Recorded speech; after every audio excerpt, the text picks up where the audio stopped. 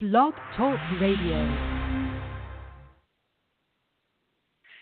Hello and good evening. Welcome to the Viberarian Radio Show.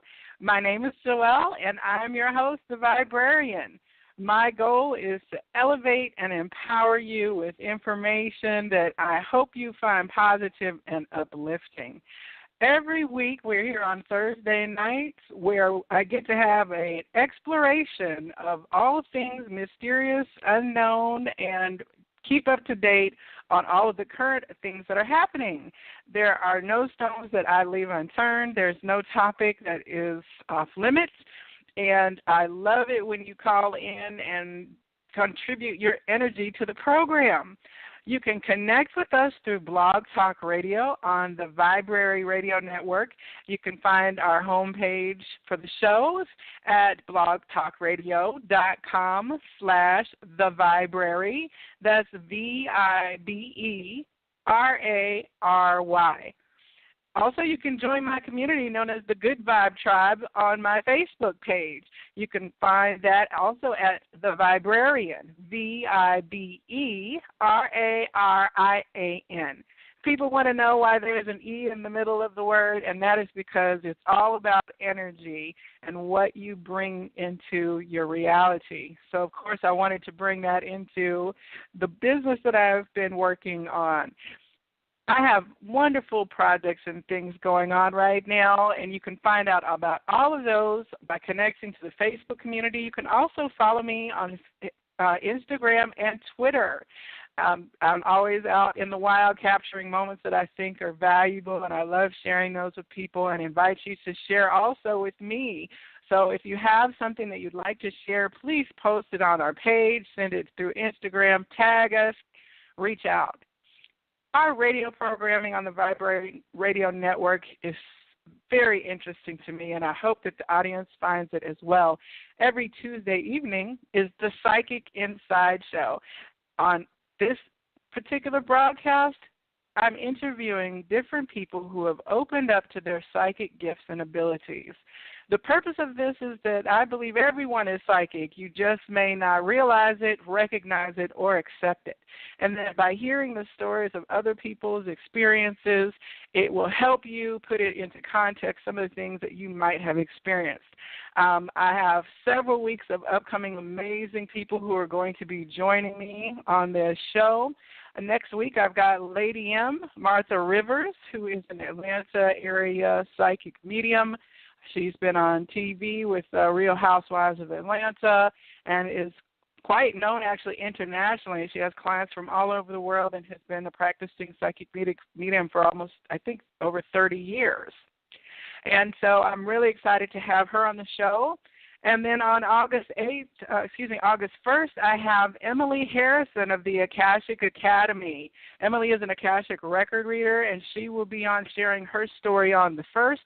And then on our show for the Viberarian on August, we're actually going to devote our whole conversation to the Akashic records, find out exactly what those are, how you can access them, and work with them to improve your life and put yourself kind of into a context through all of the things that you have experienced as a soul over your lifetime.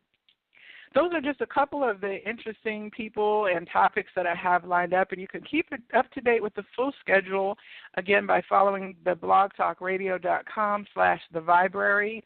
And if you are a person who would like to share your story on the show, please reach out as well. Email me at Joelle, Joelle, @theviberarian.com. And I would love to have you on to share your psychic life story with the listening audience.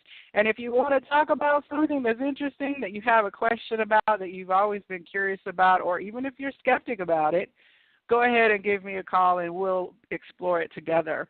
The phone line for the show is 646-668-8988. And you can call in. If you do want to join the conversation, go ahead and press the 1 key, and I'll bring you on and see what information you have and what we can find out for you. So I think that was all the housekeeping there. Wow, that was quite a lot. So this evening, I just am having a general update, continuing on from last week where I was on with several people who contributed to the conversation. We talked a lot about, we had a section on pendulums, how those work and strategies and tactics for using them as a tool of divination and what exactly divination is. We also talked some about shamanism and then Native American and indigenous peoples and their belief systems and energy around that as well.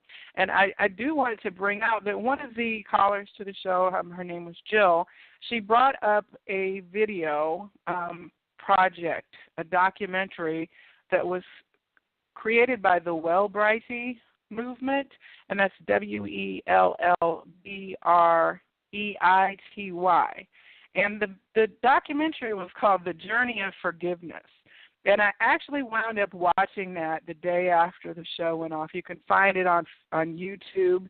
It's a free video that you can stream without having to pay anything. And basically, as I understand the project, there has been a great trauma, of course, as we know from the genocide of Native Americans during the colonialist period of this country, and then on into this last century in the 1800s as people moved westward and encroached on native places where natives lived. They didn't necessarily say it was native lands because I believe that the belief system is that the land is itself. You're just partnering with it as you reside on it. So pushed to the reservations. We all know that that's basically where our native peoples ended up, those that survived, and then their generations have lived there for a couple hundred years now. But there was a movement to remove children from the Native American communities. It was I believe it was really a government policy. And so that took place in the 1800s up and through, I think, even the 70s and 80s, that children were removed from the community, sent to boarding schools, separated from their family. Their cultural traditions and language were squashed and not permitted in those environments. And the whole purpose was the idea to supposedly civilize these young children.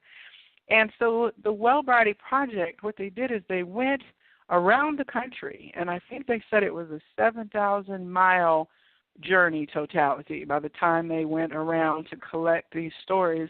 And so this documentary is the oral interviews and recollections of people who actually experienced this, of what it was like for them to have their hair cut, what it was like for them to be separated from their family, when they might have had siblings who disappeared into the boarding schools and then were abused so terribly that they wound up dying.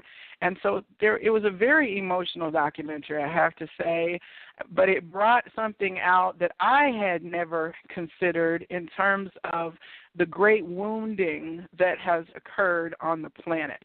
And I believe that it was important that that topic came up last week because we are in a period where there is a great opportunity as we discover many of the atrocities and harms and imbalances to move through that without responding in anger, but by responding to that with forgiveness. And I've seen several of the communities that I'm attached to on Facebook talking about forgiveness. And it's all kind of come from different angles, but I know that that, of course, unconditional love is the answer to pretty much everything, not unconditional hate. So if forgiveness is really the ultimate act of unconditional love because it does not hold a list of grievances. So, for these people who have an opportunity to share their trauma, to put out to the world this thing that they experienced that significantly changed their life, I think is very important to them healing, to have a voice, as well as to others being healed through these recollections. And as we know, as elder generations pass on, we can lose so much of their knowledge that through their experience. And I see things all the time that talk about, well, the last World War I veteran has passed away. The veterans of the wars, who survived then into old age, capturing their stories of what war was like for them and the terrible horrors and things that they saw with Agent Orange and during the Holocaust. I just believe it is so important for us to be heard and that there is a healing in those hearings. And so I definitely want to recommend to our listening audience that you check out The Journey of Forgiveness by the Wellbrighty Movement. It's about an hour and a half long, and that you sit with the energy that it brings in for you. If you care to pop over to the Facebook page and then comment about your experience watching it, I definitely would be open to that, because it triggered a lot of things in me that I wanted to talk about, and of course it was rather emotional. I'm sure that I had a tissue or two during the time that I watched it. But again, I think it's so important to the healing of our society that we start to acknowledge that these are not old wives' tales, and that people say sometimes, oh, it really wasn't that bad. People exaggerate their oppression. And I think it's interesting because the people who are being oppressed finally get tired of saying, you know what, we're being repressed here. Somebody please hear us. And so these kinds of things with these oral histories really do capture the real person, and you can see from their emotion that it is something that actually happened to them. It's not a figment of their childhood imaginations. And it's certainly a lot of the psychics that I've had on the show on Tuesday evening have also talked about working with spiritual energy in a way that provides a healing transition from their passing. So it seems to me that this is coming from a lot of different angles. And rather than dwelling in anger about anything that we're receiving in the current energies, that we go ahead and move to a place of compassion in how we view that, acknowledging the seriousness of it and moving forward. So I definitely wanted to bring that out to our listeners that were joining last week. But in general, I would love to get you up to date on the energies that are going on, because it is quite a busy time. And I'm hoping, and I believe that I have our resident astrology expert on the line. I just love her to death, and I'm going to see who we've got. We've got several callers on the line right now, and if you would like to join the conversation, want to contribute, ask a question, definitely give me press 1, and then I'll know that you want to come on the air. So right now I have a caller who has the area code 561. Hello, you're on the Viberarian Show. Who am I speaking with? You've got the beachside astrologer. How you doing, doll? Yay! Hey, Virginia, everyone. Thank you for calling. This is Virginia, the beachside astrologer. You can find her on Facebook and also online at her website. Your website's up, right? Beachside Astrology. I don't know, but my Facebook page certainly is. Oh, awesome. I'm so busy sitting in the sun and talking to people about astrology, getting into the eclipses, that I haven't even checked this business of business. Well, I'll tell you what, Virginia has been a practicing predictive astrologer for over 30 years. And this is a form of astrology that is very much experiential. She has gained years of wisdom about how particular energies actually manifest into people's behaviors and experiences, and she brings all of that knowledge and wisdom to the table when you get advice from her. So I'm so glad you could join us, Virginia, because as you mentioned, this is eclipse season coming up, and we've got some new moons, some eclipses, and solar gateways, and Lion's Gateway, and all manner of stuff. So I was hoping you could get everybody a rundown of what we've got coming up for the next month. Oh, absolutely, honey. Actually, it's the next couple of months, and we are absolutely in the pathway of it now. So there's a lot of things that are going on, and it is in Leo, and it's our time to roar. Leo is the big-hearted lion. Leo is almost always beneficial. Leo brings to light what is good. Leo also will take away what is no longer good in order to make room for what is good.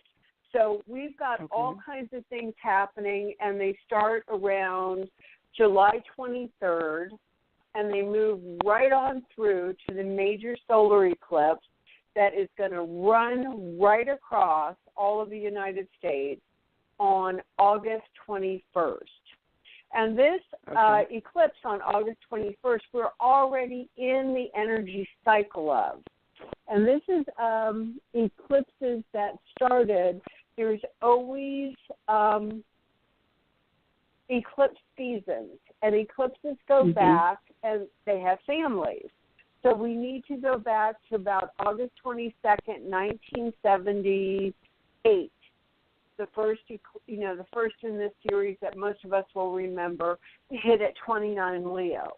This one's going to be almost at 29 Leo. So what was going on in your life? We look back. Although history doesn't repeat itself, the energy repeats itself. Then again in August of 1998 at 28 Leo. And I know for me that was a phenomenal time. I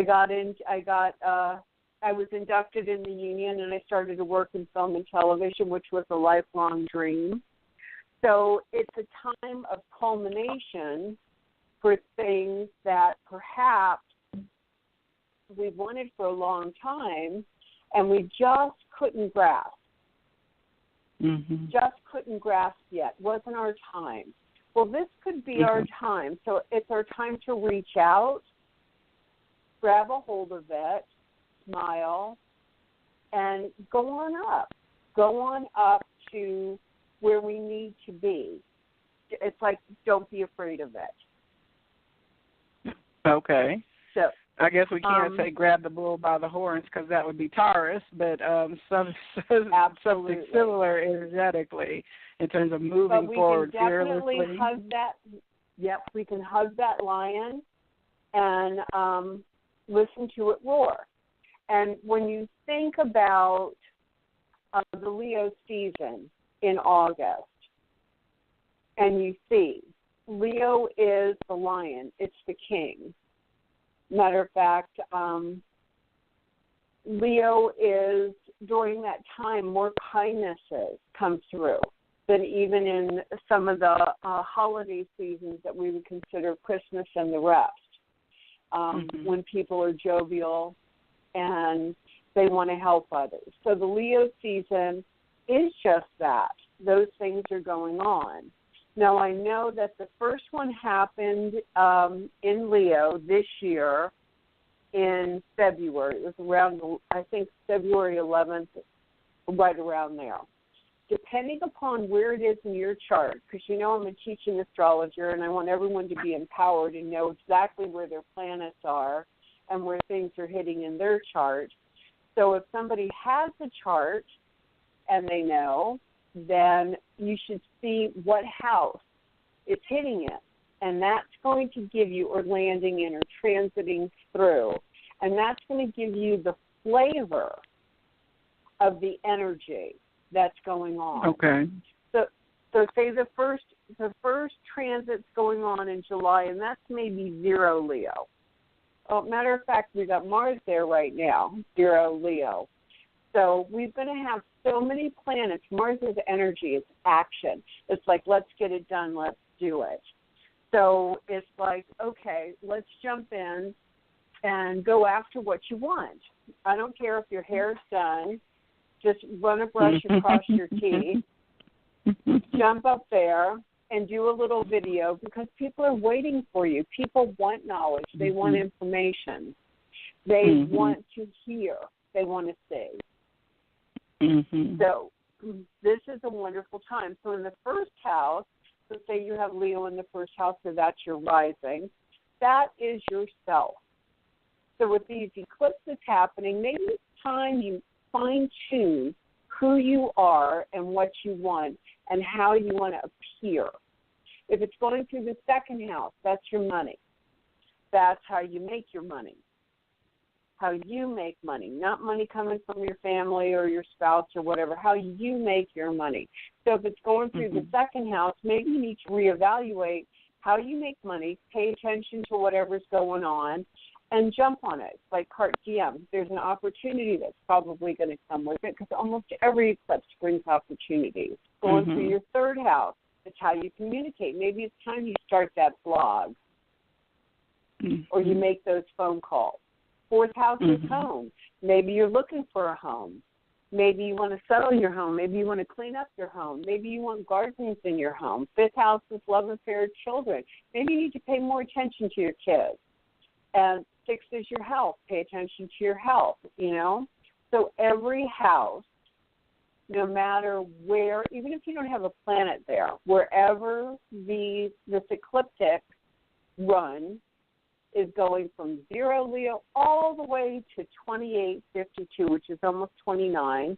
And in astrology, it's not 1 to 30 because it's degrees, it's 30 degrees. It goes from 0 to 29. So that's running the entire length of the house. Seventh house is your relationships. Reassess your relationship. Could be an opportunity for a new relationship or to better your relationship, or to make your relationships more secure. Eighth house, legacies, endings for new beginnings. It could be 101 things. Taxes, maybe putting more money away for your future. Ninth house, higher education. Maybe bringing in that exchange student. 10th house is your career. Nothing's better.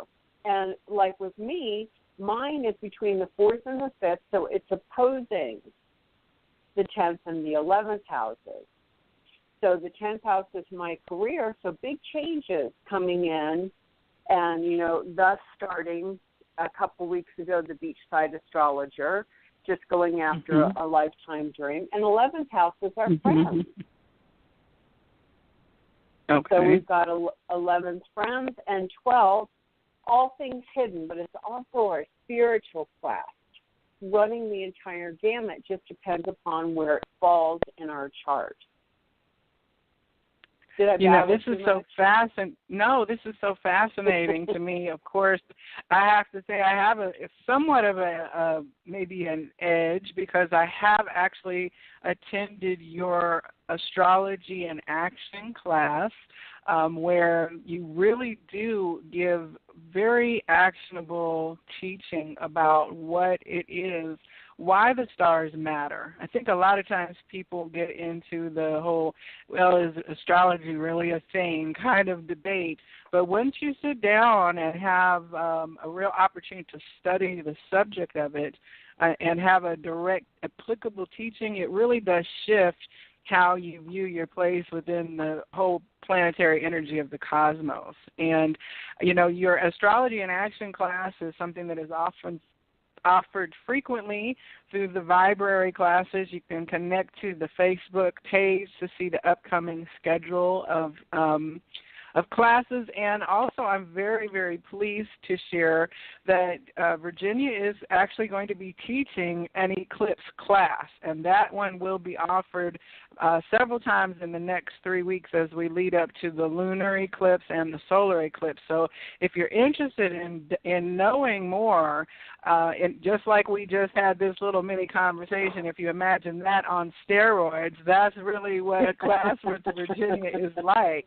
And so, you know, I'm fascinated because my moon is in Leo, but I love learning things. It doesn't matter really what, except I'm not much of a math person. But I definitely think it's so interesting because as you're talking about it, a lot of it just makes real sense when you start to see what you're looking at in your life.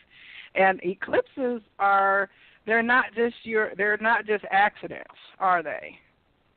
No, honey, no. They're actually things that are exact.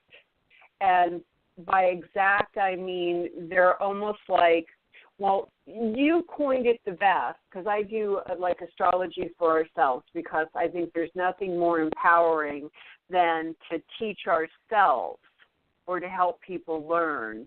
the energy or what's going down in their own life so that they can explain it and work through things that are tough, and also look forward to things that are spectacular. And it's like I have a joke about a Jupiter transit in the 4th house. Somebody said, oh, my God, that's when you get the home of your dreams. Well, when that happened the first time in my life, my son's hamster had escaped, and we found him 3 days later in the wall, and he was alive and well. Well, we had the most beautiful, and we did. We had the most wonderful home, but it was during that time, too, that we recognized the fact that every weekend our home was the home that everybody came to. We made pasta. We had people over for dinner. People would just come in and out, and it really was a joyous time and year. So it's finding out where this energy is and opening our doors to that energy, allowing it to come in, allowing, or like I know this eclipse for you, I believe, well, your 1st and 2nd house has to deal with it, but it hits your moon. So it's like there's major transition. It's your 2nd to 8th house. So it's like I see people rallying around you and everything happening and saying, hey, girl, let's take a walk on the wild side. Let's get this going. Let's do this. You've got so much to share and so many things that are important that I believe it's really all going to come to fruition. That's my prediction. So, and we'll see how you feel about it. That's awesome. Now, I do want to let our listeners know that we are going to be putting together a caravan road trip because in Atlanta, the eclipse totality, which is going to be that 2.5 to 2 minute 50-second period when the solar eclipse on August 21st, when the sun will be crowned, when you will see its circular appearance around the moon as the moon blacks it out. And we have to go a little bit northern or northeasterly from here to be able to really see it, at least up to the North Georgia mountains, and preferably on into Tennessee or possibly over to South Carolina, I think, as well. So I'm trying to put together a little road trip. Let's all roll out together and experience it. I think it starts around noon Eastern Standard Time and will be done by 3 that day. So please follow along on the Facebook page and stay tuned for the announcements of that, because when was the last full solar visible eclipse in the United States? Do you recall, Virginia? Well, I'm not sure if it was a solar eclipse, but I do remember September 27, 2015, and actually I was on my quest, my transitional quest, and I had just landed in Oregon, and I went up to the mountains to see this eclipse. And it was absolutely life-altering. It's like I said, they start in advance, and once you know that they're going to hit, boom. There are things that... Honey, well, I remember watch for that energy. Go ahead. I would say I remember as a child, probably before junior high, being at my grandparents' farm, and we all went outside and so this would have been in late 70s or early 80s at the most, and we all went outside, and I remember it was something at that point that it was not going to be visible in that fashion for decades, like up probably until now, adulthood decades, So I've always been fascinated by the skies, and I did see the blood moon eclipse a couple of years ago. It was probably the one in 2015 when they were doing the Aries Libra eclipse series. But so eclipses happen under sign pairs because, if you have a solar eclipse, lunar eclipse, then there is a opposing solar eclipse, because that's just, in that less than 30-day cycle, one will switch position with the other, and they come in a team. And so they also then are a series of eclipses within that team. So it's like maybe 3 or 3 or 4 eclipse events in a dual sign before it moves on? Well, okay. Well, yes, or in the opposition. Like I think in September, I'm almost sure that we had a partial solar eclipse on September 13th because that's my son's birthday, and I remember it very vividly because my stepfather passed away, and it was a huge ordeal for my son. And his birthday was on the 13th, which absolutely altered his life, a chain of events, where he became a paramedic firefighter at that time, too. Everything in his life changed. So the eclipse hit his son, changing everything in his life. And I think that we had a total lunar eclipse on September 27th or 28th. And but I think this is the first major total solar eclipse. I think it's almost 200 years, if I'm not mistaken, that we've had across the United States. Well, I am so excited about it, and I believe that we're going to have you on to do another get ready for the eclipse. I mean, we already should be ready for it because, as you said, the energy is there. But we're going to have you back next week to do some more teaching about the energy. And then, of course, as we give our updates from week to week, Virginia will be joining us to pop in, give us a little astrology information because you have to be aware of everything. You can't just be aware of the TV news. You got to understand your environment. And many people, are skeptical about astrology, but, even the fishermen know you don't go out to fish when the sun or the moon is in certain positions. And you don't try to fight against the tide if the moon has moved it in or out. So, I think that there's something that we can learn from those who have to pay attention to nature as part of their livelihood and sustenance.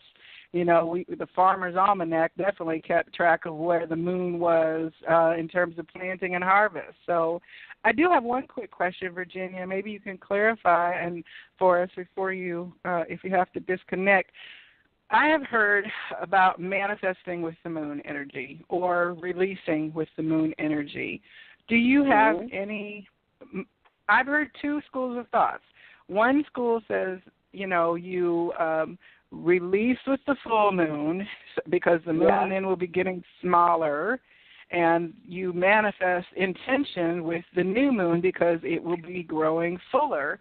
And then I've seen people who say the opposite, who say, well, the old ways say that you don't let the power of that full moon not be unutilized for manifestation rather than release. So is it right? Do you know anything about that? Now, yes, I do. And it's kind of funny because I used to go with the Farmer's Almanac. I've got 10 green thumbs, 5 on each hand. So I used to go with it for planting and just about anything that I go to do. I'm a stickler for void of course moons. The moon is the trigger. So if something's going to happen, it's with the moon. So the day before a new moon is when I initiate something that I want. The day before a new moon. Before I start to a initiate. new moon. But also, with the new moon, it's going to give you clarity on a subject. So on the actual day of the new moon, I've already put out my intentions for manifestation the day before because the moon is coming. On that new moon, I like to get quiet, and I like to see, how do I feel about this, or this? And then I go from there. And that's when I show my gratitude. Always on the day of a new moon, I like to maybe pay the toll for the person behind me, paying for somebody's soda, wipe down something that belongs to somebody else. I want to give. I give something of gratitude without expecting anything. Now, coming to the full moon, prior to a full moon, I release. I let it go. I see what I need to let go. I clean the house. I clean my car. I will go ahead and, because, I do astrology and feng shui. and I was lucky enough to study with the monks for 9 years. And I do a branch of astrology that deals with it. So 27 things leave my personal belongings before a full moon. And people go, 27 things? Well, yeah, you can bake 27 cupcakes and give them away. You can go ahead and plant 27 pennies, or you can paint 27 rocks or flowers, whatever it is, especially if I want something for myself or I want something for somebody else. So I go ahead and I let go of things with the day before the full moon. And then on the full moon, I watch carefully what is shown to me. Okay. And that's when my answers come in.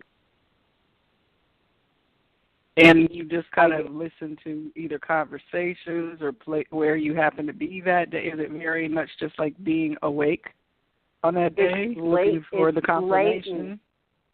Honey, it's blatant. It comes out of the blue. Most of the time I have to laugh because you'll be sitting there with somebody and you'll say, you know, they're really, really nice. I wonder where this is going with this person or this job or whatever. And the person will turn around and spew something. And you look at them and you go, really? And then they look at you like you're absolutely shocked. This is inevitable. We always have to make sure that our intentions are pure for, you know, what we're about to do, what we want, or what's coming in. And be really careful around a full moon if you want to hide something. I had a friend that her husband was planning her, I think it was her 50th birthday. And I'm not a good fibber. I don't have a poker face. So I actually, because it was around the full moon, did not talk to her or see her for 2 weeks. Her heart was broken. And on the day of her party, and I pulled up because I helped her husband plan this, she was laughing so hard. She said, I knew something was wrong. There was something wrong. She goes, my heart was bleeding. But I couldn't keep a straight face for it. So most people can't. So if you want the truth on a subject, all you have to do is invite somebody for coffee the day before a full moon or on the full moon and sit there. They're going to go ahead and tell you. You don't even have to ask. It's just going to happen. That's the truth serum. Yes. Yes, indeed. That is so awesome. You know, I love fascinating subjects like this. Now, I will say this from what I have learned, that originally astrology and astronomy were not separate in terms of the body of study, that they were a unified field, but that at some point then the powers that be, the PTBs, determined that it needed to be split, and only one was then determined to be science, and the rest then was put over in the category of bunk or pseudo, as they like to say, pseudoscience. But if you predate that kind of more modern time, like 1400s, 1300s, 1200s, whatever, if you skip back to the thousands of years, the Mayans, all of the indigenous people from the Chinese, all of them studied the stars, and of course they didn't have telescopes and things that we think of today in terms of technology, and yet they still had star knowledge that our technology is just now confirming. And I love how we're kind of now reunifying this field in a way that, even 20 years ago, it was still somewhat like, your supermarket rag astrology column and astrology forecast, and now it's much different in terms of the conversations that people are having about it, So, I love that, that we're kind of going, the more things change, the more they stay the same, or we're returning to our roots, if you will. Honey, I truthfully believe I never stopped believing in either. Matter of fact, I had a very good friend of mine. He was a young man, and he had moved in next door. God, must have been 30 years ago. And one day we talked all about astrology, and then he had to go for a training, and he was gone for a while, and I missed him desperately. And I came home late from work one night, and my friends were there laughing, and they got really quiet, and I thought, what was going on? Anyway, the bathroom door opened. He jumped out, and he had a blanket and wine, and we went and sat on the golf course on a beautiful starry night because I didn't know how much he was into astronomy. So this was a wonderful friend, and a young man, and he said, Virginia, you taught me so much about astrology. He said, all I could do was think about it and how it correlated with everything that I knew, and so there was a resurgence of passion in his life for astronomy. And you can't have one without the other. Truthfully. You know, that is so awesome, you know, and that is one reason that sharing of people who, you know, there's so much skepticism and rebuke oftentimes of ideas that aren't quote unquote mainstream, and I don't know who's the main and who's their stream is, because it really depends on where you're flowing, because the kinds of people that I'm aligned with at this time talk about planets and placements and eclipses and moons is the mainstream, you know, and if you're not talking about that, then you're not the mainstream. But it's just, I kind of guess, depends on your perspective. But the one thing is that you never know. A lot of times we hold ourselves back from sharing something with someone, especially if it pertains to our own personal knowledge. And if we don't have initials behind our name or something that we feel qualifies us to be an expert on that, we will oftentimes mute ourselves, suppress our knowledge and wisdom, when really just such a simple conversation, if you say, well, you know, honey, your moon is in Leo, da-da-da-da. And that could be the one spark that lights a wildfire, that the person, you will feel a physical shift in yourself when someone hits a truth. You may not know it's a truth in your mind yet, but your spiritual body has understood that you just received something. And it may make you pause. Like I said, it may make you stay up all night like your friend. It may send you into a crisis of reality because you think, oh, my gosh, this just shifted everything. Everything I held to be true before is now no longer true. All from you actually just sharing and opening your mouth, because we are all experts in us, and we are all experts in our experience. No one else is that. So there's always something that people can learn from that, and I would just encourage our listening audience this evening to go ahead and have that conversation with somebody, and listen if somebody tries to strike up a conversation with you as well, because we are all teaching and learning at the same time. And I just love that, you know. And Virginia, I'm so glad you – go ahead. No, I was going to say I agree. And the other thing is I have a relatively new young friend. He's an astrologer too, that we met on Facebook. And we've been talking about once a week. He's in the UK. And it's like he said to me the other day, because we share so much.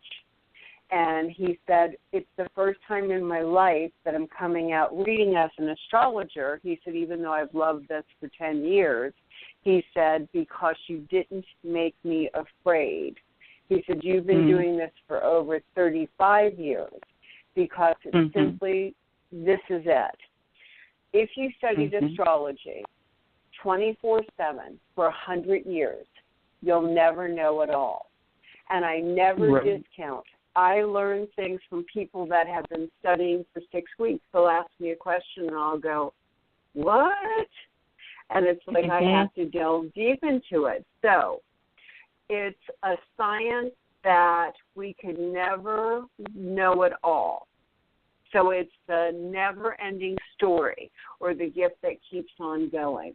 And no matter what level you're at, you have a major contribution to any conversation about this, no matter what.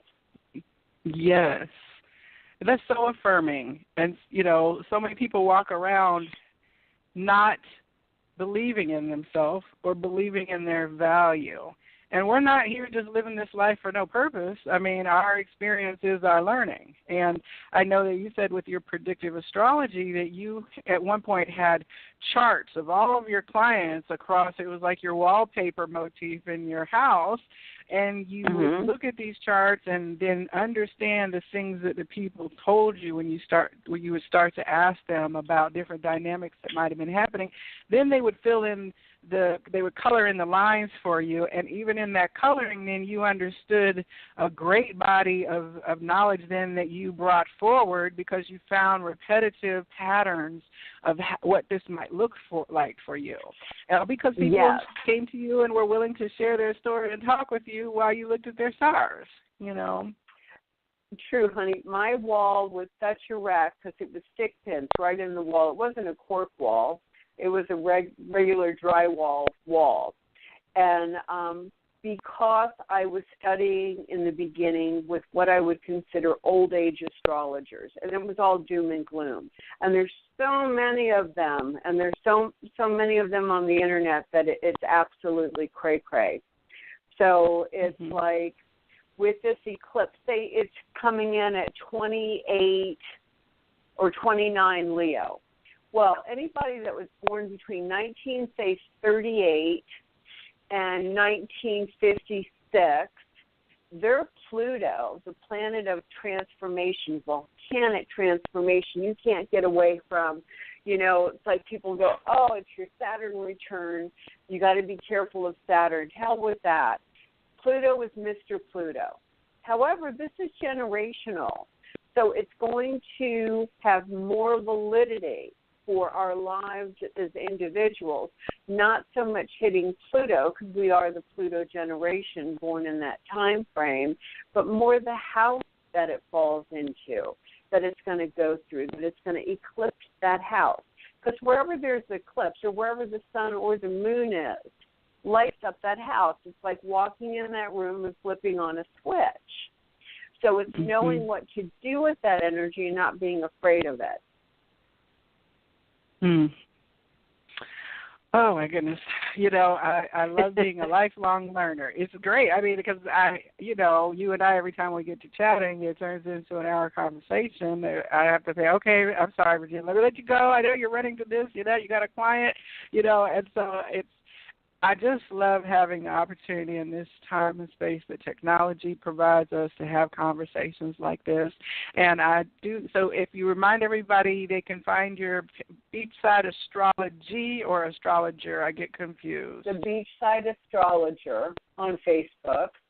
And okay. I'm doing less with the website and more with my Facebook page because everyone seems to be going there. So it's just easier for me since I'm traveling all over the place right now. I just set up the page the other day. Okay. Well, so and people can reach out to you. Yeah, people can reach out to you to get personal astrology chart work as well still? Yes, absolutely. So right now I am concentrating on an astrology chart reading where I do their chart, their progressions, where they are today, letting them know what's happening with the transits, or they get that with an eclipse reading. And that's very fascinating because we talk about the energy and how to leverage that energy for their highest good. And, of course, I do solar returns. So if it's your birthday, if your birthday is coming up within the next 3 months, that's like I moved recently to change the arc of where I was because it's a long story, but I had some tough planetary configurations, and I forgot about the arc. So I moved closer to the beach, moved my planet, my moon, which is emotions, into the 9th house from the 8th house. So I do relocation astrology as well. Well, that was transformational for me. And it transformed within 7 days. So I do just about, it's easier if somebody goes, hey, this is what's going on, and I say, okay, let's take a walk on the wild side. Let's find out this, and this, and how does it work for you. So it's an hour, 2 hours, whatever you need, and we go ahead and we leverage the astrological configuration that's going on in the sky right now and how it's landing in your chart. And we go ahead to see what you want. What do you want? Let's make it happen for you. Well, I think that is wonderful because you're helping people to achieve their best and highest outcome, and that knowledge of the stars and energy and placement can really boost you into a different dynamic. And I am going to be putting information out there about your eclipse, little eclipse boot camp. It's going to be very affordable, about 45 minutes to an hour, I believe, depending on what your final outline is. But we're going to get that information out to you all very soon because it's time to be doing your preparation.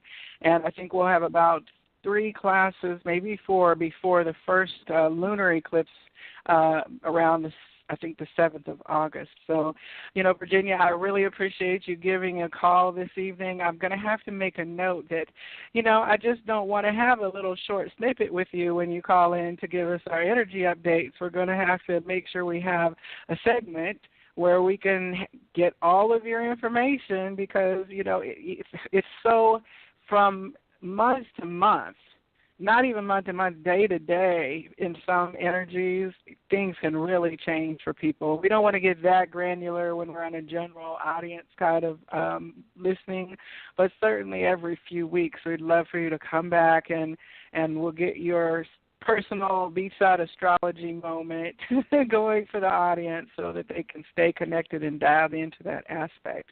So I'm giving you a big hug, Virginia, and I wish you the best as you're continuing to do your things this week. And feel free to stay on. I'm just going to finish up talking about the current events and energies. Oh, I do have one more question. If people are experiencing tiredness, like sudden, that doesn't have anything to do with your life busyness, I've heard that can be due to like the solstice energy or the time leading into Mercury retrograde, that your energy levels can also then respond. Either you can be frantically hyper up, I'm going, or you could be like, I just can't get focused. Do you find that to be true as well? Well, I kind of do, but again, there are some times that we go and we are so focused on what's happening in our lives that we start wearing ourselves out. And the universe comes in and says, hey, time to slow down. And we slow down. Today there was an aspect, and it was Mars, the planet Mars, going into Leo, at 01 Leo. So I've got Uranus there, the planet of surprise and energy. And everyone, old age astrologers said, you better be careful because you can have a car accident, fall down the stairs, cut yourself, be careful of electronics, blah, blah, blah, blah, blah. No, I took one of the most enlightening classes today, was on my feet more hours than I had been in a long time, and I'm happier than a bug in a rut. So it's turning whatever energies is available or working. And I truthfully believe when we're very, very tired, there's a reason for it in the reality of our lives more so than planetarily. Like if we're in the shadow of something, like we're in the shadow of this eclipse right now, then, it depends. If you've got something that squares, and it's hard to go through and talk about all of that, but when we're in class we talk about it, that could be something that we have to pay more attention. If there's something that's hitting maybe our Mercury or our Neptune, the planet of illusion or delusion, then we can feel that. So it's knowing where our stars are and what's transiting, and that's just a simple thing to learn. So I don't know. a lot of astrologers talk about different things. They'll say the planets. Now, what I do know is we've been hit with some major solar flares. So yes, even though yes. I may not blame it on the planet, I will tell you with the solar flares going off, people are up all night long. Their eyes are pinned. They're exhausted. Or they can't lift their head, depending upon how the solar flares are hitting them and where they are. So I know that the cosmic energy actually can make a difference. But a lot of times I think it's what we do, where we are, what we're thinking. We got too much on our heads. Right. My and opinion. now everyone's like, wait.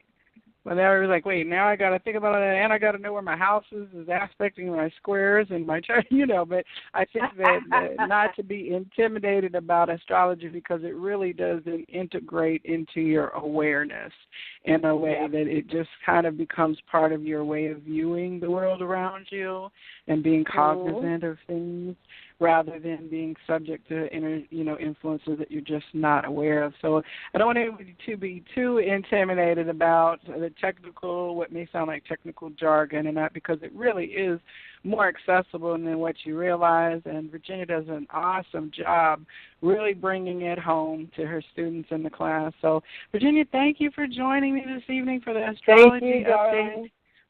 And I expect I will be talking with you soon. Thank you, and thank everybody that's on. Yes, thank you. All right, Virginia, thank you. Ciao, Bella. So I'm so excited. Virginia was able to spend an extended time with us this evening. That was an unexpected treat, which is, as she said, unexpected surprise. So I do encourage you to check out her page at Beachside Astrology, and I personally can attest to having seen her class teaching and learned quite a bit from her, that it is very valuable and instructive. And also, she's actually a woman of many, many talents, and she's got some classes also out there about how to present yourself in the entertainment industry. She also has an extensive resume working with celebrities, stars, and grooming talent, and is a master makeup artist as well and stylist. And, she is a powerhouse, and I want to be like her when I grow up. So I definitely encourage you to connect with her on Facebook and reach out going forward.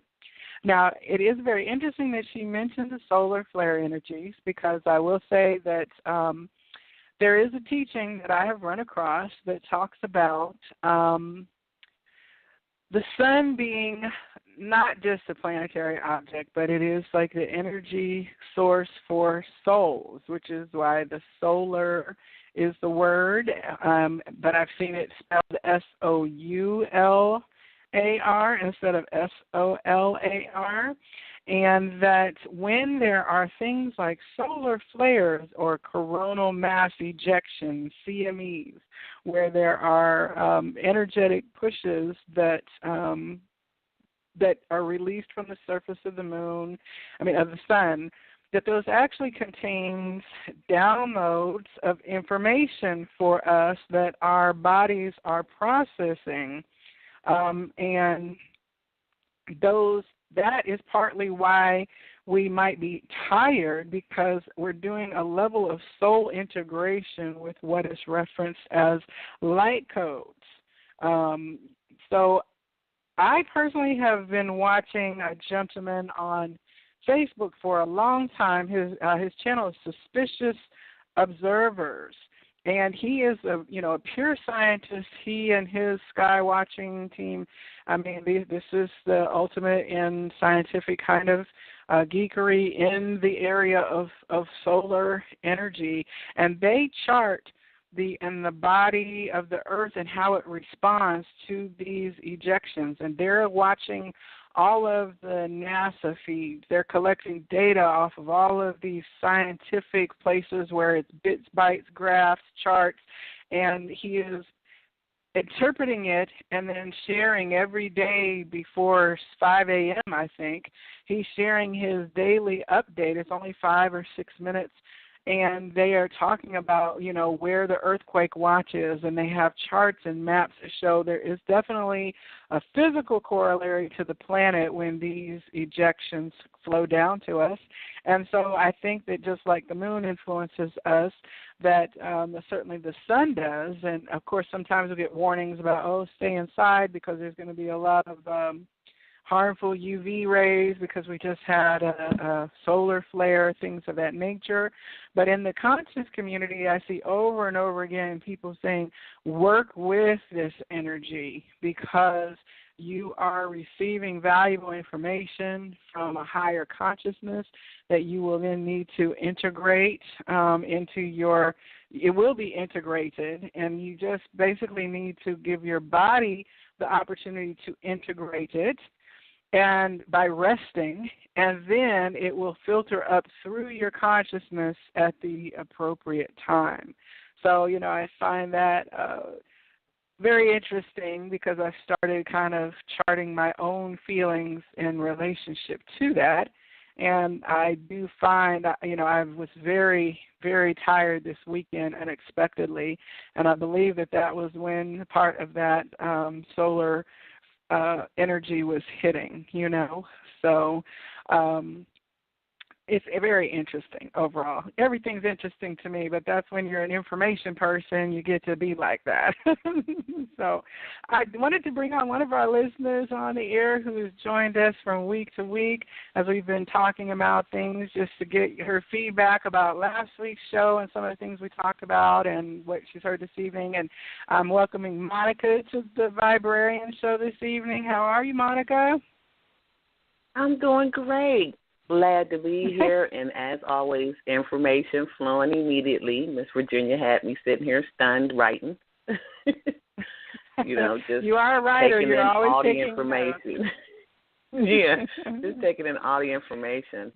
And again, I just can't commend you. I just can't stop thanking you for opening up this forum and just allowing this information to be able to flow out to, let's say the average Joe, because for me, each show is just showing me different things and how things line up, and it's just a beautiful thing, truly a beautiful thing. Well, thank you, and I appreciate people who, like you, who are listening and passing the word around to others and listening and getting the word out, because each of us is so connected. Really, it is a web of life, and everybody's somebody's cousin, so to speak, so when you're passing and sharing the posts and things on to people, that's a beautiful exchange, and then information comes back through you, again, to the audience as well. And, I mean, like when you were listening to Virginia, what was your initial, other than, oh, my God, let me get my pen? Well, as always, I start making connections. And as the information flows and I start, looking at, things that are happening, happened last week, this week, even today, I start making connections and trying to line up to what she was saying. And one of the craziest thing is I was always young. When I was young, I was always into astrology, but, coming from the church, like, oh, no. The first time that song came out, they said, I'm a Leo, I'm a Capricorn. As kids, we would sing that, and our parents would be like, no.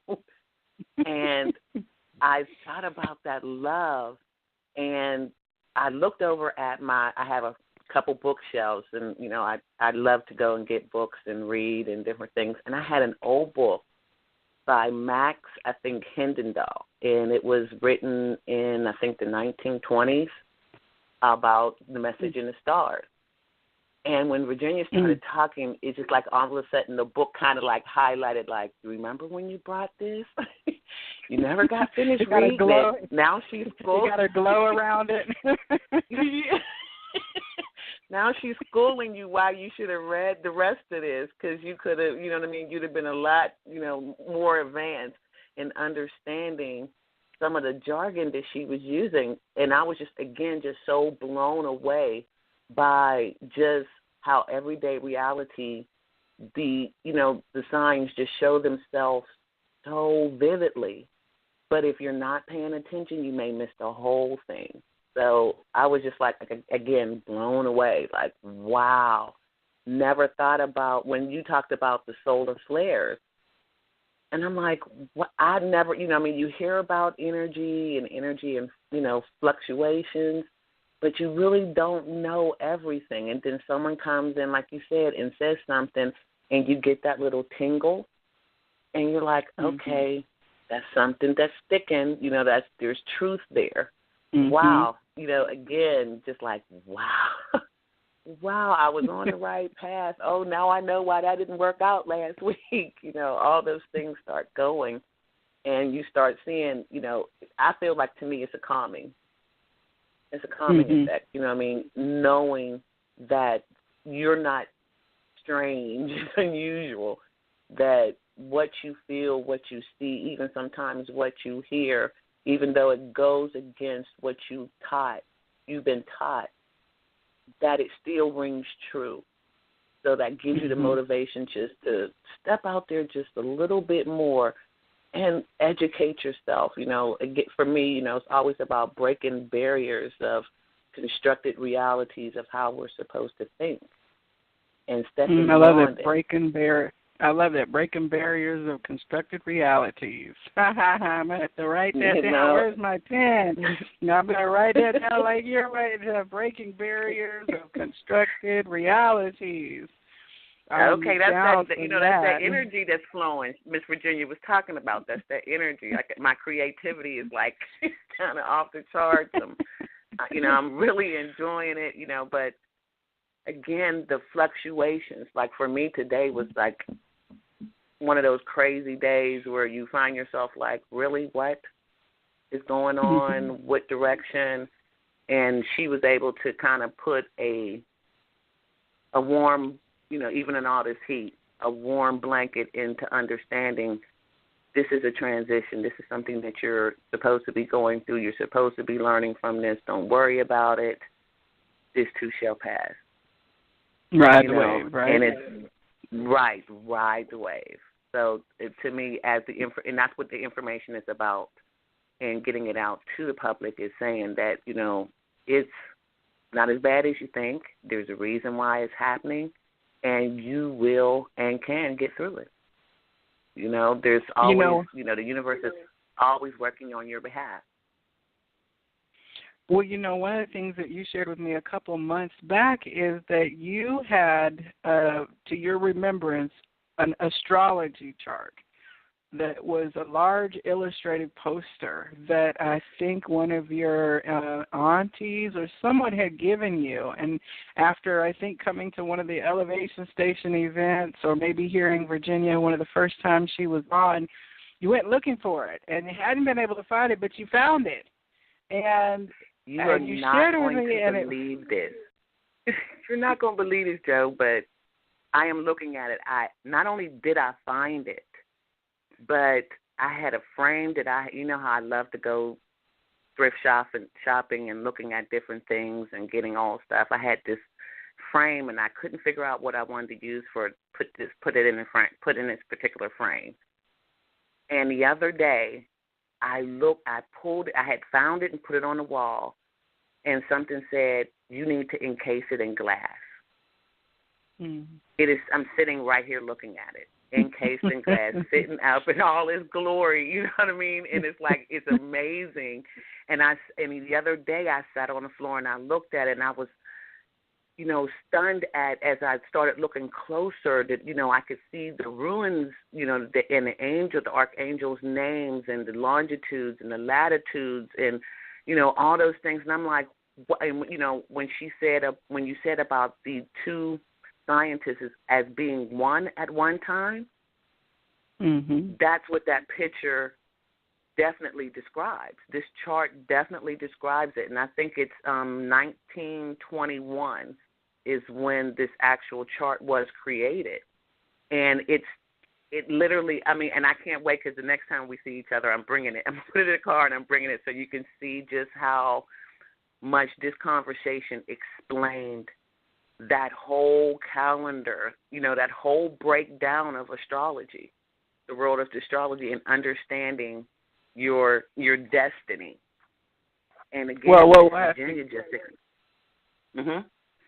I think we'll have to get you to take a picture of it and share it underneath today's episode. I've got a commentary as we're talking about different subjects. So I would love for you to come back and share that, because one thing that fascinated me was that it had the angelic overseers of each energy through, I think, the signs and the houses. And the planets. Yeah, that was very interesting to me, and so I definitely would appreciate it if you would share that picture for everyone. Oh, well. Definitely. It's the astrology is the clock of destiny, legitimate astrology, and it just goes into, it's a 6-star from the books by Vivian E. Robinson, and the longitudes of the stars as of January 27th. And I'm going to try and take a really good picture of it so that you can see, but just in breaking it down just for me as a Capricorn, and I'm not going to even try and say all the names because I can't pronounce even half of them that are on there, but it breaks each house down as far as the 10th house in Capricorn. It explains position and honor, standing in community, ambition, profession, organization, idealism, and then you have the ruins. But also here, the key was the latitude and longitudes of the stars at that exact moment. And, it breaks again, I did not understand how to read it. And just in understanding and listening to Miss Virginia, I was just like, wow, she just broke this down like really quickly. And it has like keys to the planetary astrology, keys to the planet, planetary data, keys to the signs. It breaks it down from the sign to the symbol to the key, the hierarchy, and that's where we talk about the hierarchy of the angels and where they're sitting, the realm, whether or not it's in the world of God, of the Virgin or the Spirit. It gets really in depth. It goes into the gems and the crystals, minerals and salts, and even rules. And as I'm looking at it, I'm like, wow, again, I'm thinking, all right, chakras have to be somewhere in here. And I've never seen, and the key is when I lost it, I went looking for it. I've never been able to find this exact chart. As much as I've been on the internet trying, for years trying to find it, haven't found it. Mm-hmm. And this old chart, like I said, just cracks open. It's almost like a code key. So I'm going to try and take a picture so that people can really understand how today's show really ties in to this particular gem. Well, that my the aunt jewel that you uncovered down for me, and I want to do it, the justice it deserves in getting the picture. So, because I'm pretty sure there's going to be a lot of people, and this is one of the things I was thinking I'm gonna have to give you for, a gift, a copy of it, so we can all have it in our library, just as a form of reference. Well, one thing that Virginia has mentioned, and I've heard other people talking about, is, there's old astronomy and there's new astronomy. And if you look at the 90 years now since that chart was, and those concepts were given, there have been new planets discovered. I think Chiron is one of the newer things, and some of the influences it is a living science. So it's interesting because, go ahead. Well, that was one of the things I wanted to ask, because one of the things that I noticed that, of course, in our journey together, I had to get every astrology book I could back, not too long ago. And I noticed just recently that the dates have changed with certain signs. Whereas, for an example, where the Capricorn was usually to stop on the 20th, now Aquarius, I think, starting on the 21st, now Aquarius starts on the 20th. So, and that was another reason why I went back to the chart, because I started seeing how even the books that I had purchased, I think in the 90s, all have that particular date for the Capricorn, but now the new stuff that is out has a switching date. So I couldn't understand what made the change. You know what I mean? And like you said, it's a living document, and that was one of the questions I wanted to ask her. How does that happen? Well, I believe that Virginia is still listening in as she's doing her work, and I'm going to check in real quick to see, Virginia, are you still with us? Oh, yes. Hi. I'm sorry to put you on the spot again, but I just wanted to see if, okay. rather than speak for you. Well, I was listening to this, it's kind of funny because somebody says, a lot of times I'll see, like, I'm born on September 23rd, 1955, and I am a Libra. And so many people go, no, you're Virgo, and you even act like a Virgo. And it's like, no, I'm a Libra. Depending upon the year we're born and where we're born, the longitude and latitude of where we're born, will go ahead and let us know whether we are one sign or the other. And it's like people will say, oh, you're born on the cusp, so you're a little like this or you're a little like that. No, I appear to be more Virgo, a little anal retentive, because my Mars is there. So my energy, not my life force, but my energy is very Virgo in nature. So it just strictly depends on the year we're born. And years ago it was a little bit different, because you'll see that it changed, or where you're born, to whether or not you are a Taurus or a Gemini, or if you are a Virgo or a Libra. So there's nobody that's really cuspy. Can you hear me? Oh, yes, absolutely. Okay. So we are what we are according to our dates, and it just depends upon our year. There is a book, and it's online too. It's called an ephemeris, and I know it's and it is every year for 2,000 years, but you can go back even more. And it has all of our information there. And, actually it's like 9,000 years. And it's called an astrology ephemeris. And it will give you the degree of your sun, of your moon, of your Mercury, your Venus, everything right across the board for your nodes and everything. So depending upon the year you were born. I'm sharing that on the Facebook page so that people will be able to reference it.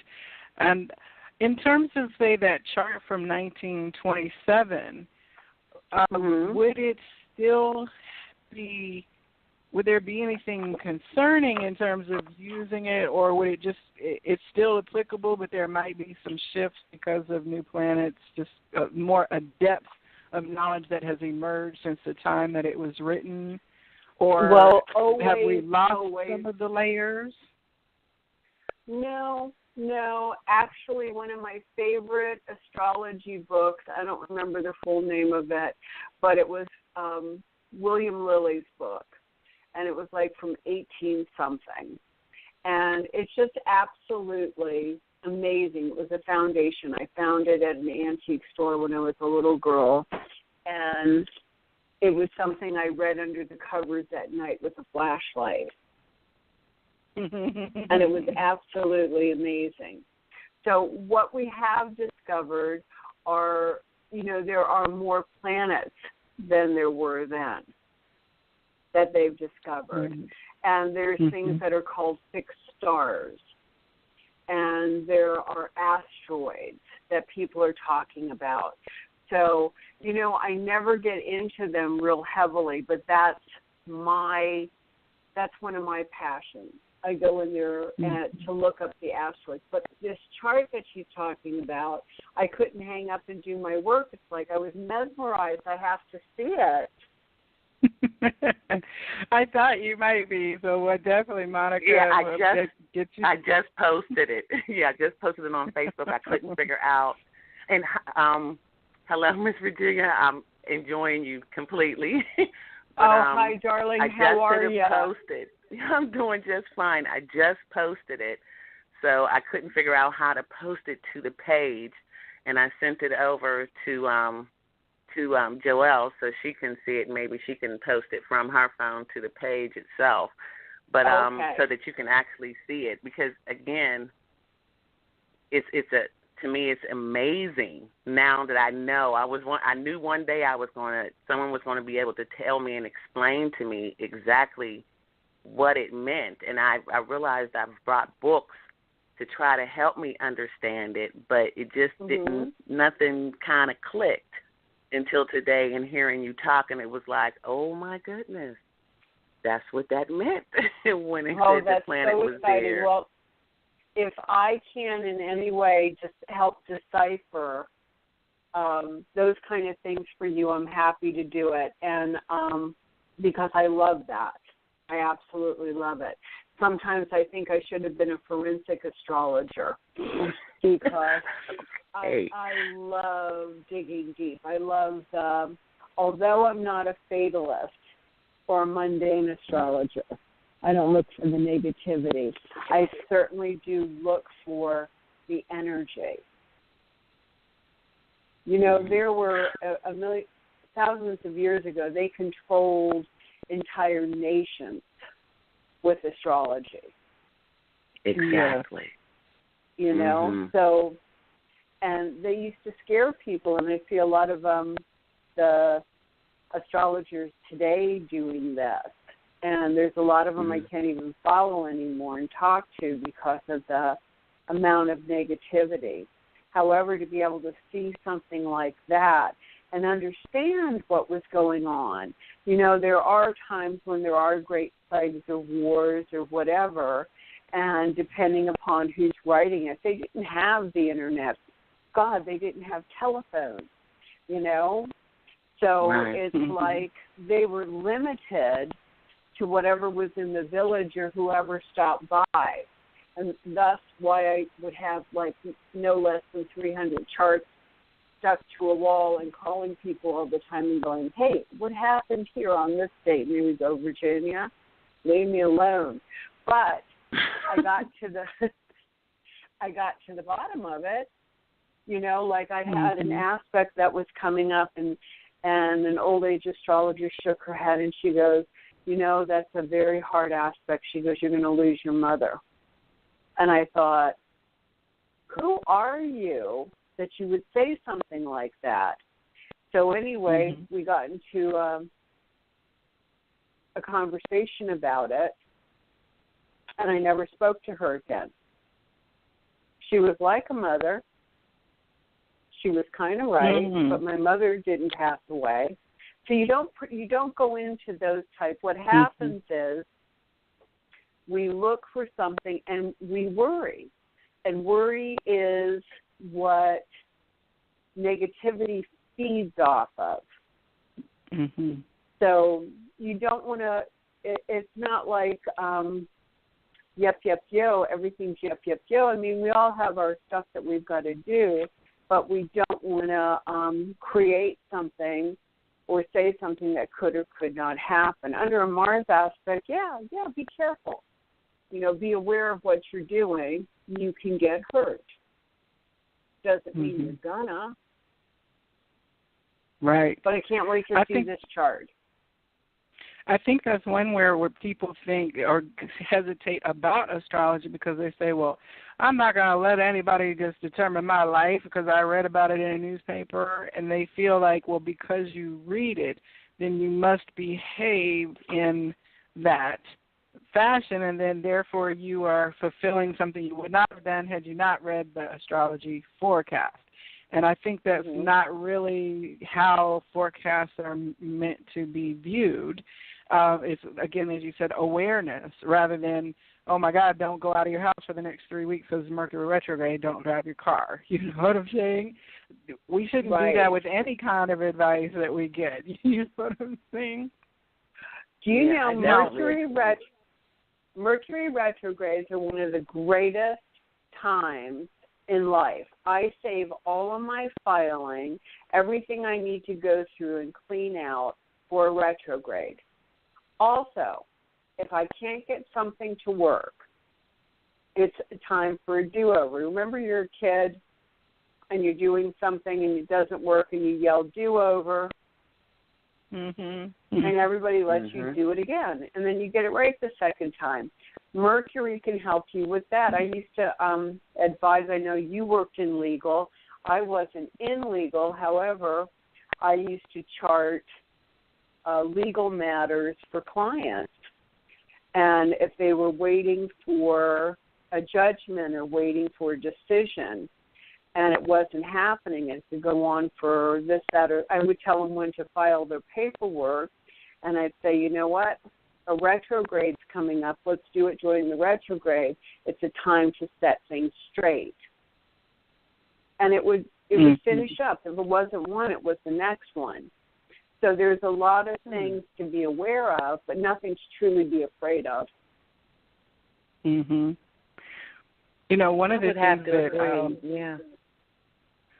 things that I learned from the chart that Monica had, it was quite interesting because it had the archangel who is over each sign. And I believe that you told me for Libra, it was the archangel Uriel.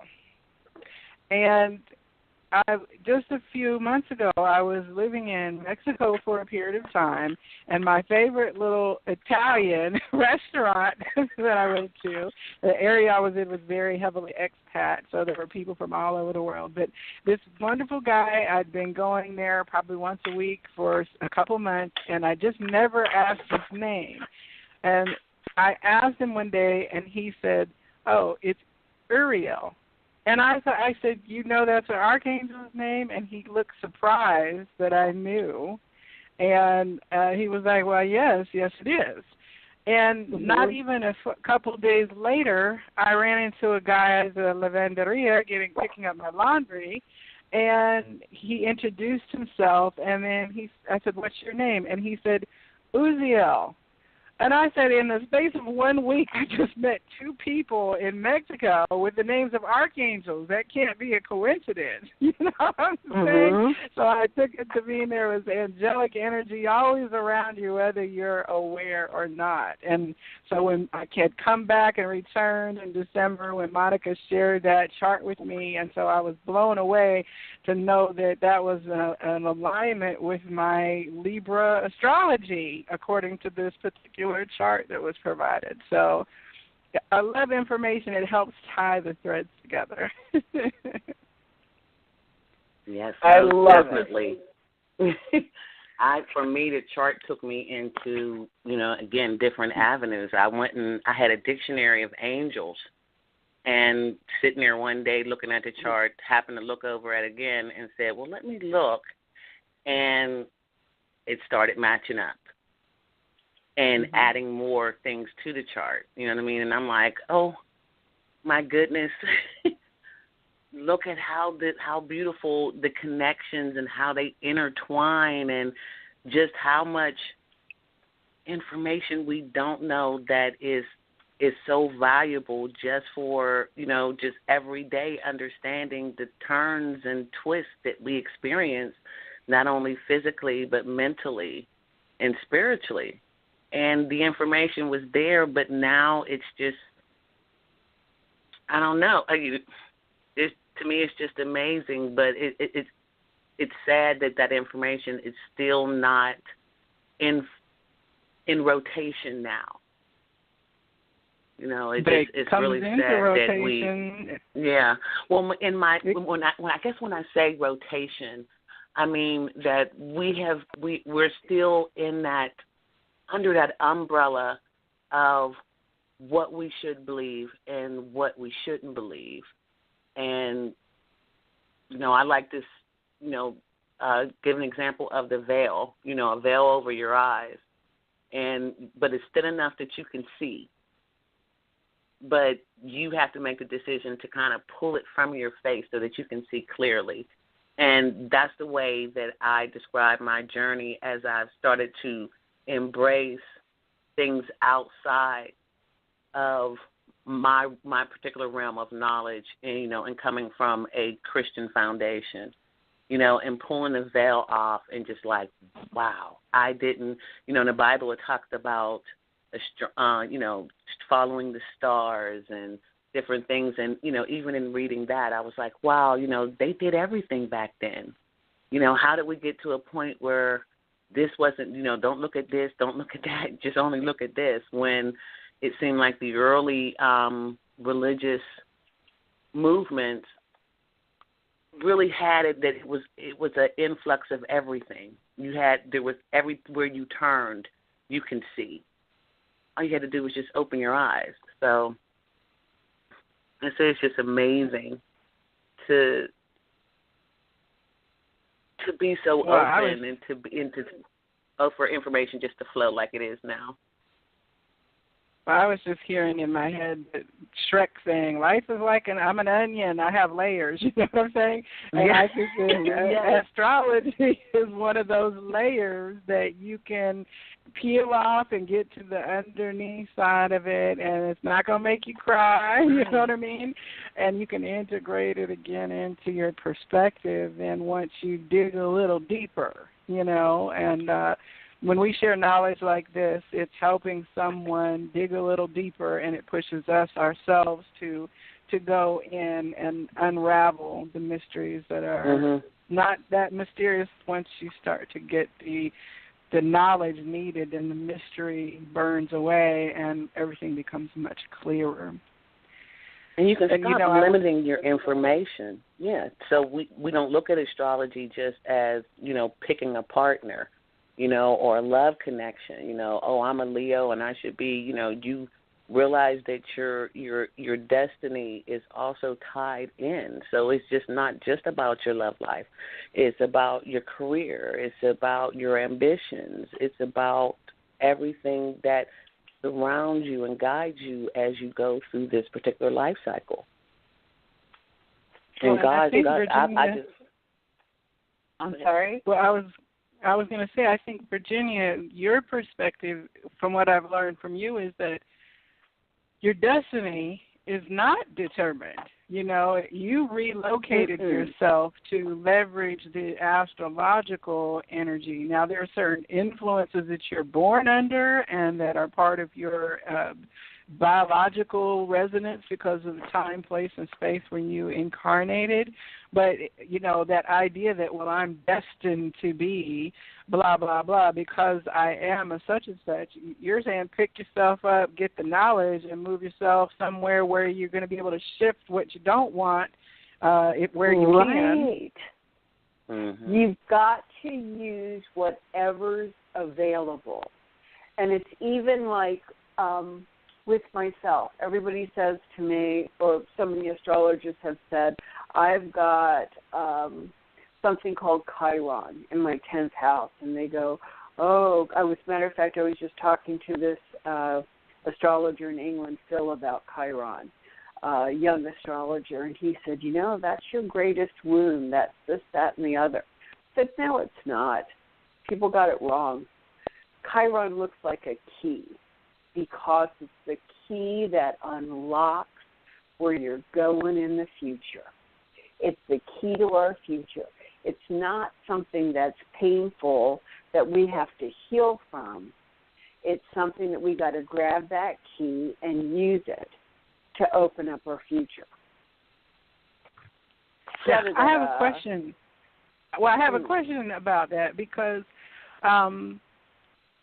for a person who might have received two different readings, somebody who says, your wound versus you who says your key, how do you advise people to approach astrology readings with people in the professional sense? If you feel something has conflicted you or I mean, because at this point you wouldn't know that it doesn't resonate. You would know that it doesn't resonate with you because you're an astrologer and you're like, no, that's not what I'm receiving. But to a person who is not as informed, then they might take that, you know, and I've certainly heard the Chiron is the wounded healer aspect presented across many astrologer, you know, channels and stuff. So what should people look at when they are getting charts and readings and stuff done? Okay, for me, it's like I said, I truly became an astrologer because people scared the heck out of me with things that they said, and I needed to prove them not correct. So if somebody starts out with the negativity, like, oh, my God, Saturn, you've got Saturn there right now. Well, yeah, there are aspects that Saturn is extremely difficult. However, Saturn's the teacher. So, and there's only one planet, Mr. Pluto, that we basically don't have any control over. It's the underworld. However, it doesn't mean it's bad. Doesn't mean it's bad at all. It just means it goes deep. So I find as I listen, that's why, you know, I belong to all the different astrology forums on Facebook and the rest. And as soon as I see everybody becomes a fatalist or something negative, I disassociate because I can't. And it's the same thing with people and the rest. I won't engage or be around people that gossip, and I will not be around people that are nasty to other people. So in my everyday life, if I don't allow negativity, I'm certainly not going to pay somebody to tell me bad things. You know, I have a friend. She's a wonderful tarologist. She reads the cards brilliantly. And I'll say, well, you know, what do you think, blah, blah, blah, blah, blah. And she'll say, you know, I laid out your cards, honey. She goes, I'm not going to lie to you. She said, things aren't that much easier, but they're getting better. Keep your attitude here, here, and here. You know, the transits that I'm under. So it's like, okay, as long as I understand that, I'm okay. What direction should I go? What should I do with this? So a good reader is going to point you in the direction you want to go for your highest good. Mhm.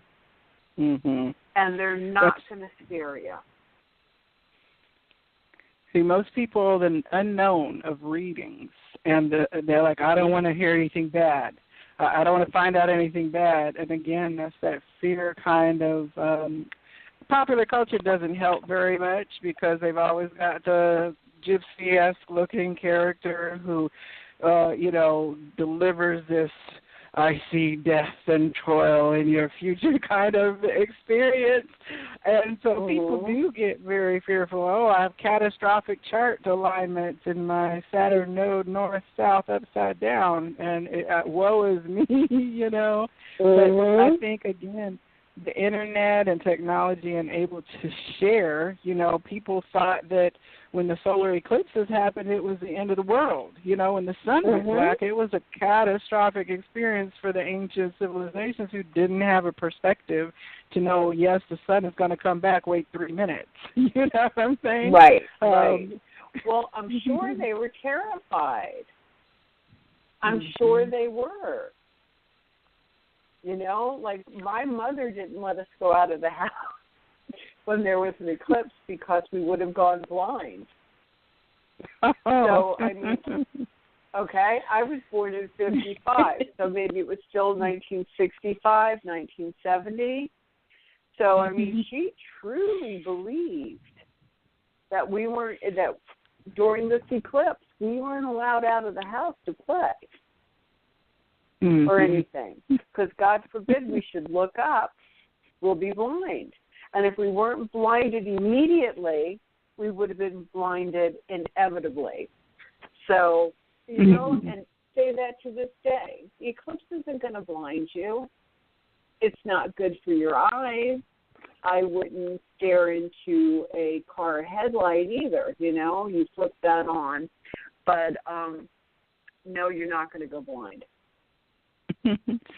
Well, I do know we will have safety glasses at our eclipse thing, and I believe you can go to your observatories wherever you are. If you have like a Fernbank Science Center like we have here in Atlanta, and other astronomy clubs, which are always very much focused on educating kids, will have those solar eclipse glasses available in bulk packages for a very, very minimal amount of money, because this really is a phenomenon that you will not want to miss observing in your lifetime, you know. But Right. I wanted to thank both of you for being on this evening. We've been able to go for almost 2 hours on an hour show, which I love. But we are going to be wrapping up here, and I wanted to thank both you and Monica for joining in the conversation this evening. And I also wanted to let everyone know that one of the activities that I have planned is that in September I have put together a trip called A Mayan Journey. And I am producing this trip with a lady named Liesl Albright, the Retreat Alchemist. She's out of Australia, a phenomenal woman. I met her last year in Playa del Carmen and learned how to do retreat planning from her. And we decided to collaborate to bring out a trip to Chichen Itza, which Chichen Itza is one of the 7 wonders of the ancient world, I believe, or the new world. And it is because they built it so that when the equinox happens, there is the phenomenon where you see the shadow of the serpent feather god Kukulkan descend down this temple, and people come to Chichen Itza by the hundreds every day. The cruise ships bring tours. There are all manner of excursions from the hotels and resorts down in the Cancun or Riviera Maya area, and the equinox phenomena happens 2 times a year. And so when we will be going down there in order to experience this event. And so we have some space is still available for that trip. You can also visit the Facebook page to find out the full details. It is approaching in less than a little over 60 days, I think. So if you're interested in joining us, then please do. And if not, then next year we will be having a group come back in March for the vernal equinox. This is the autumnal or autumn equinox that we're going to experience. And once again, it also just speaks to the knowledge that some of the oldest civilizations and cultures knew that we do not know about. You know, if the Mayans were able to construct a pyramid so that on 2 days a year this phenomenon was available, and not only that, if it was important to them to construct it. I mean, everything in their society looked at the alignment of the constellations and the stars and stuff like that, and they put great effort into building structures that reflected this star knowledge. So if we have an opportunity to observe that, then I think that's wonderful. And I was there last year myself during the fall equinox, and I was taken there by our guide for this package. His name is Richard. He's a Mayan archaeological expert, and I'm so excited to be able to bring people there this year and going forward to experience this amazing event that is now hundreds and hundreds of years old, because I think Chichen Itza was constructed somewhere in around between 300 to 600 AD. So, you know, if we look at the height of civilization and technology, the Mayans were able to build something with an exactitude, just like the Grand Pyramids in Egypt, and where they're able to see on the North Star shines down through one little opening and sends its light down where it intersects with another little tunnel that they don't even know how these tunnels were built engineering-wise. They've been able to only now begin to measure them to be able to say, oh, well, we just found out that it shines because we were able to do infrared imaging, but we didn't know before that there was this tunnel or chute or whatever. So, I think this is awesome. And again, it's the intersection of the old and the new, and that knowledge is emerging every day. And I'm very, very happy to be able to share and explore these topics with you each week. I do invite you to come back next week. On Tuesday is the Psychic Inside Show, and again, Lady M, Martha Rivers, is the guest. And then on next Thursday, please come back for another fascinating, lengthy, and interesting discussion on the Viberarian Show. I'm so happy that you joined me this evening. And Monica, thank you for your contribution and for being a supporter of the show. Thank you so much. I really appreciate you. It's my pleasure. Totally my pleasure. Well, and also very thank you. And we're going to get a scan. I'm going to have to just come over. We're going to have to go scan that chart so we can see it in all its full detail. Yes. Because yeah, I want to get it I wanted to see who I can take it to kind of clean it up and get some of the, color out of it so we can get it so you can really get bright and beautiful so we can start sharing. I definitely feel this is something that we need to kind of push out to the public and say, hey, all this stuff intertwines. It does. It's all connected. And I thank Virginia Alexander, a B-side astrologer, for coming this evening and sharing her star knowledge and her personal experiences being a professional astrologer. And definitely recommend that you check her out. Please head over to the Viberarian Facebook page where you can see a recap of tonight's episode. And also in about a week or so, this episode will be available on the Viberary YouTube channel. If you just search for the Viberary on YouTube, you'll find all of the content that we have aired over there for you to continue to listen to at your leisure. If you're an iPhone, Apple, iPad user, you can also subscribe to receive this automatically through the podcast directory on iTunes in the iTunes store. You can subscribe, and then you don't have to worry about the live broadcast. You can just listen in on your morning commute or when you're exercising in the evening. So I thank you so much, everyone, for joining me. This has been the Viberarian Show. I wish you all of the blessings that you can possibly contain, even to the overflowing for yourself in this next week. I look forward to our next conversation. Namaste.